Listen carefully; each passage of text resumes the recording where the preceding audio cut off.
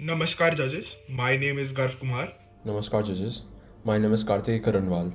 I am from Kuthari International School and we've chosen the topic Inhabit Space, and in that subtopic we've chosen healthcare development of life support systems that enable human existence in space. And we have chosen the topic cryogenic sleep. The requirements of the human body don't change when you go to space. You still need oxygen, you still need food, you still need to excrete waste, you still need to have a bath, and you still need to change your clothes. Now, most of these aren't available when you go in space. For example, you cannot wash your clothes in space, you cannot change your clothes in space, and you also can't have a bath in space.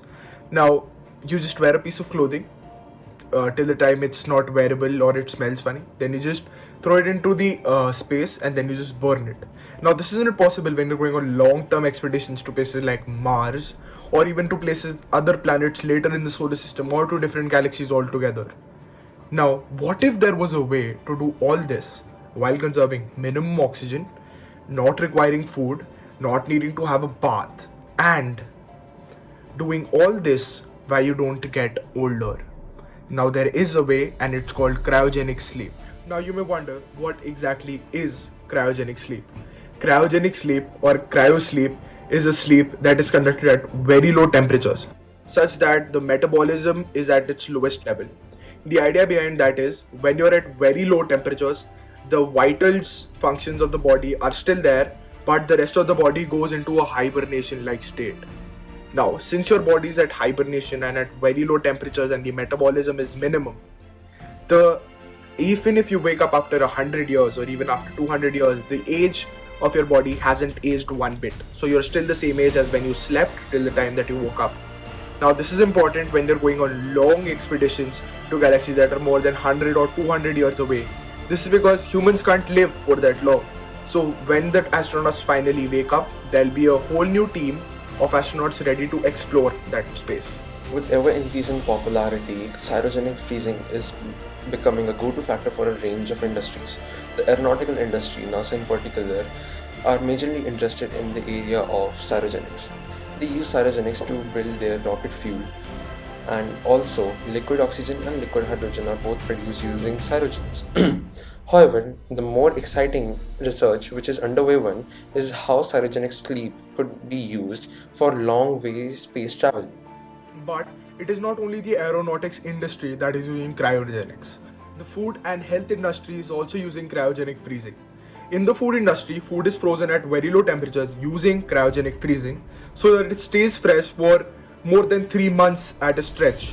Now, when this technology is more advanced, we can use it to freeze food for astronauts when they go for long distances or long travels more than 100 200 years, so that when they are in their cryogenic sleep chambers sleeping for that long, the food also stays fresh, so eventually when they wake up they have food to eat. The health industry is also a keen user of cryogenics. Since the dawn of time, it has been seen that ice has been used to cure wound.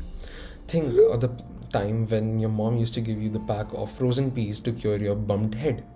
This went further with medically induced hypothermia to cure patients who have already suffered from heart attack, strokes, and serious head injuries. Now, cryogenic freezing already has a lot of practical applications.